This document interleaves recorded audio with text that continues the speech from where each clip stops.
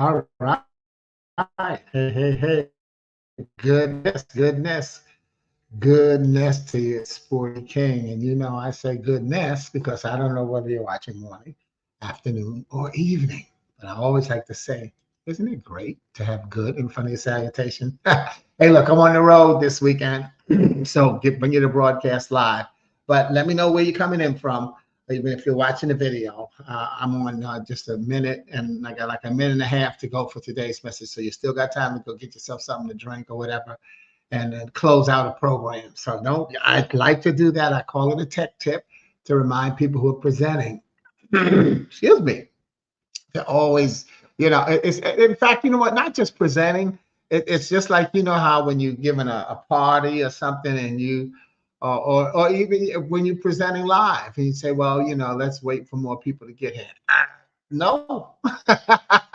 As a presenter, but also speaking tip, you have to learn how to control your audience. You control the audience by controlling yourself. So I set the standard, you know, I say, no, let it be known, Sporty King starts on time. That's what's called training your audience. And they can say, hey, what's going on, Vic? Oh, I got a slow connection here too, by the way. So yes, you get to recognize that that's what you got to do, is make it known that you start on time. And that's what's called training your audience. Got less than 30 seconds to go with my slow audio that's happening here. You say, all good. Yeah, brother. And I'm glad you're back. And, you know, such a good blessing to hear, about your mother coming home and everything. Vic, I know you've been through a lot, man, but hey, we all have. Welcome the new chapter, and welcome the new testimony. Meanwhile, I am seeing that this thing is not advancing, so I hope it works when it's time for my broadcast. Okay, let's see what happens here.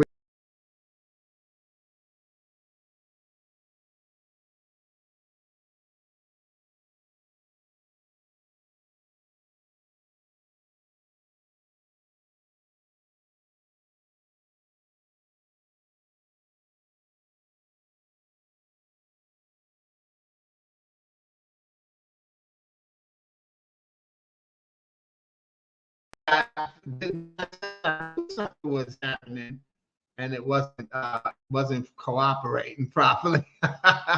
But whew, I'm back. I am definitely back, and let's get this thing back up here. There we go. All right. Yeah, look at the comments y'all missed from Vic. Okay, he said yes.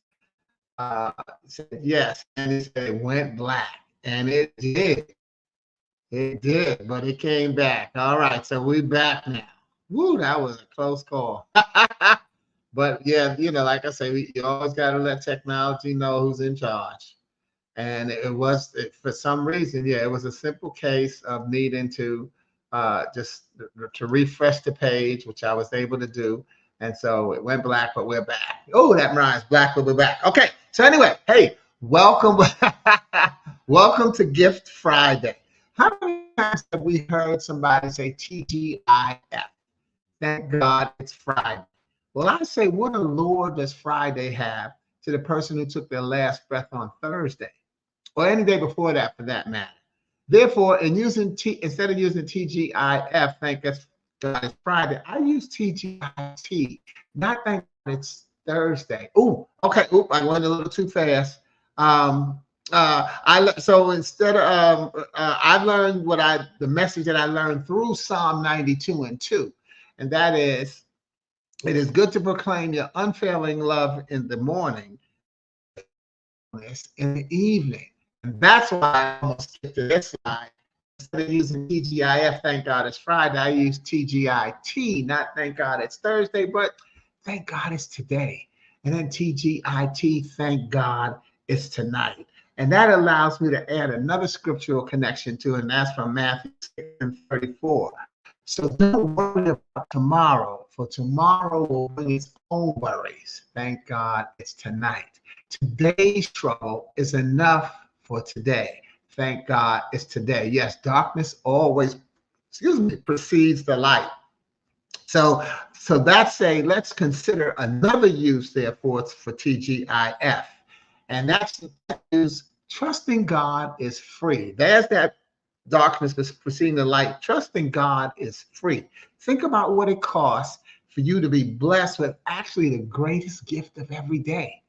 Waking up doesn't cost you a dime, but that still allows us to realize that when we take the T in TGIF and move it from the front to the end, what we do is that we find what we really must give God thanks for, and that is for today. Gift Friday, G-I-F-T. God is for today. This is the online sharing of one of my poetic messages or inspirational messages that will help you inspire audiences online or in person or in spirit. Because how often do we need to recognize that we have to inspire ourselves in order to be an inspiration to others? How often do we realize that we have to bless ourselves so that we can continue to be a blessing to those who need us? Put yourself in the front. Take care of you so that you can take care of those around you. Believe me, you'll love it. So anyway, after I read my poem or inspiration, then I always load it onto Facebook or LinkedIn and as a PNG. Yeah. Okay. And so that you can have it in case you'd like to use it or share it as well. The reason I hesitated because I used to do PDF. The PDFs, no, PNGs work a lot better with the down. Okay. So after the broadcast, I'll get that up there. All right. So always as you come in, let me know where you're coming in from again, even if you're on the video. But today's gift is actually something that I've heard several times. And that is, I've heard it actually said, and that is not to allow, there we go, not to allow a man-made calendar to control your celebration of the ones you love in the moments in life. And one thing we know for sure is that, and see how it worked out, Vic? Vic is on here. His mother just came home from the hospital, but in my commentary, I already had one thing we know for sure is that Mother's Day is not a once-a-year acknowledgement. So yes, I am partially sharing this because yesterday, August 15th, was my mother's birth date anniversary. And she always said birth date anniversary. She said you have one birthday, that's the day you're born. Everything else is the anniversary of that date. So yesterday I celebrated her birth date anniversary. And you know what? I don't really focus on how old she would have been. I celebrate how many years. Okay. And in my celebration, I compassionately pray for those who didn't have a mother for 56 years. I think about the different age groups. You know, when I think about my brothers and sisters and my nieces and nephews, you know, and that was one way I used to help, by the way, deal with my grief for my mother. And what I did is I looked at what was going on in my life at each of their ages had I lost my mother.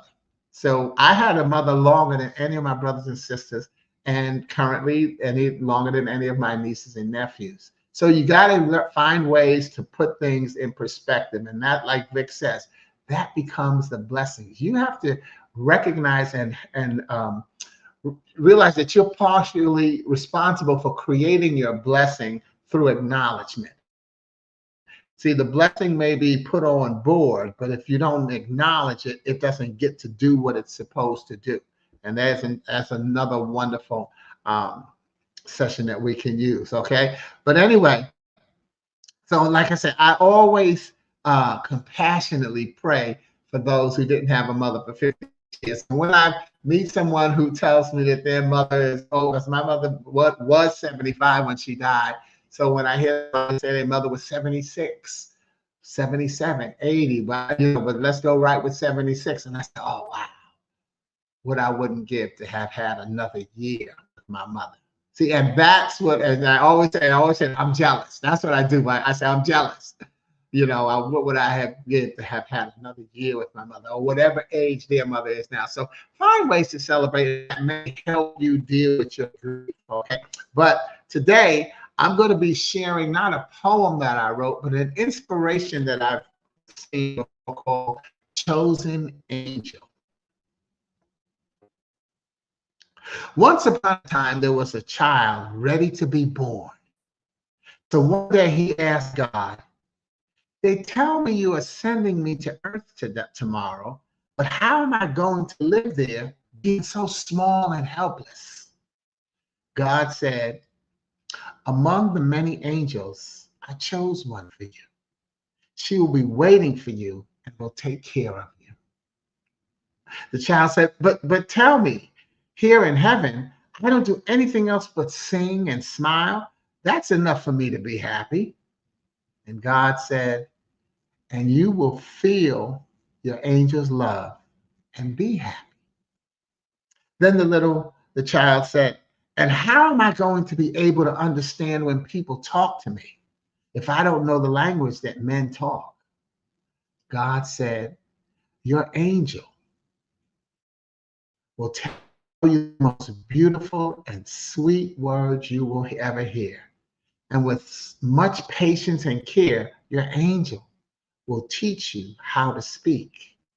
And the child said, "And what am I going to do when I want to talk to you?" And God said, "Your angel will place your hands together and will teach you how to pray."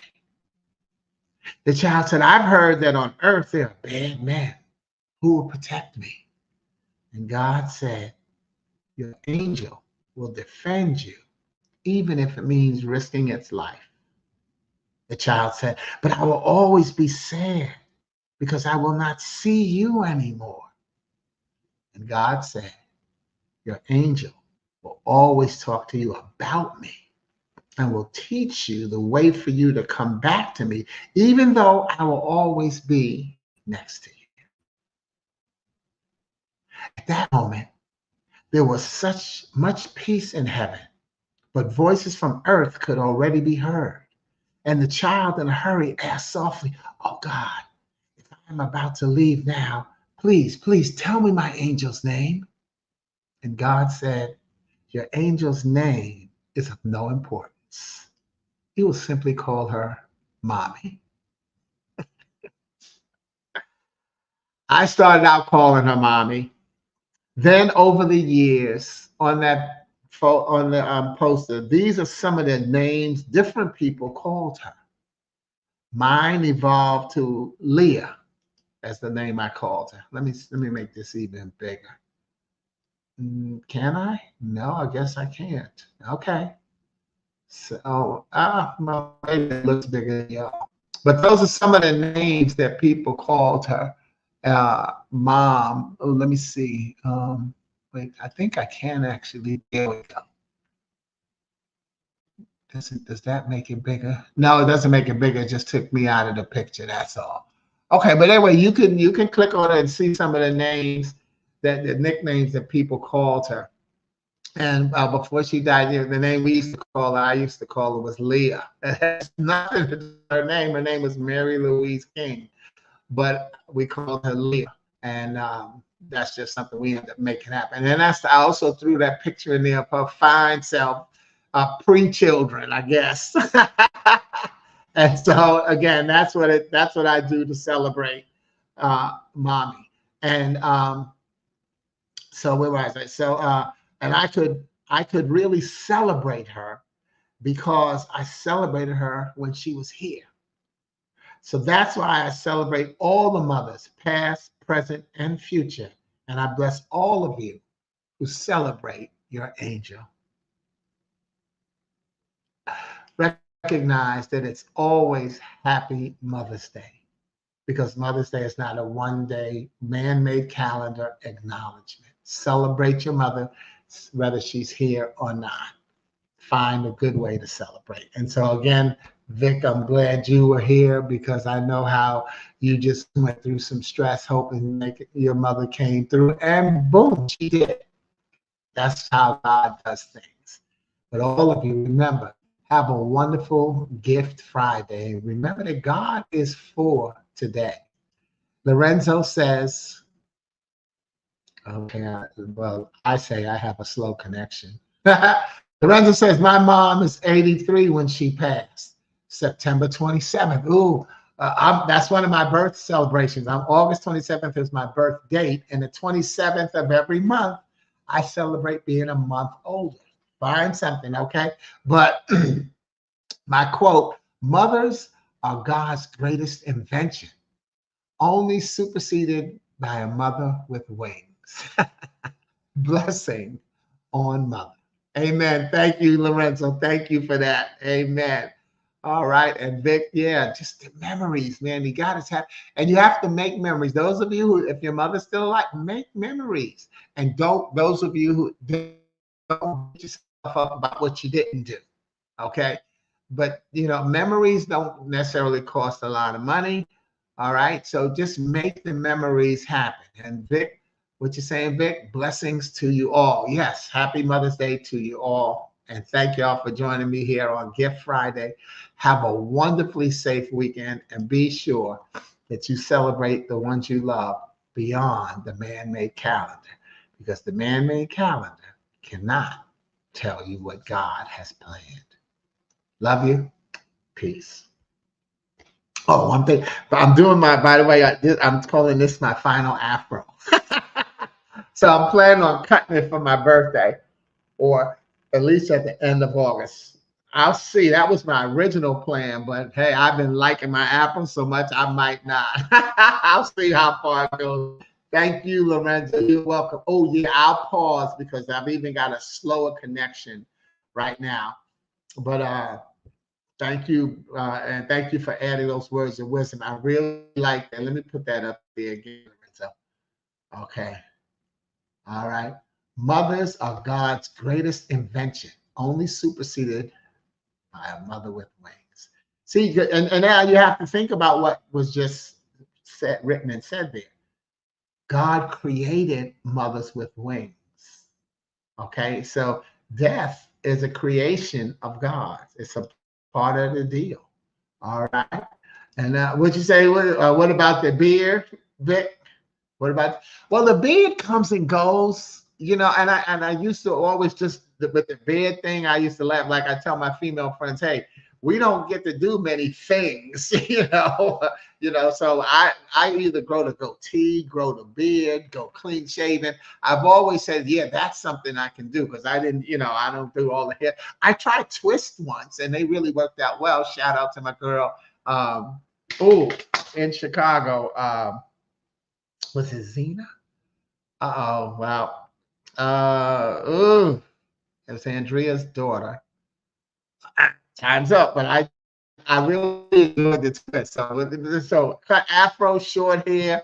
I'm not doing bald. I don't have a desire to do that. I don't know that everybody does. I think most guys end up being bald, and so then they go with it. So I guess that's another reason I'm doing my last afro. Why? Because I can. All right, y'all. Look. It made me think about that joke, where people touch your hair, yeah, mine is so soft. Yeah, I'm really enjoying it. My father grade well, and my mother grade well, so I'm really enjoying it. So, again, just something else to celebrate. Look, I'm out of here. Y'all be safe. Have a good weekend. Peace.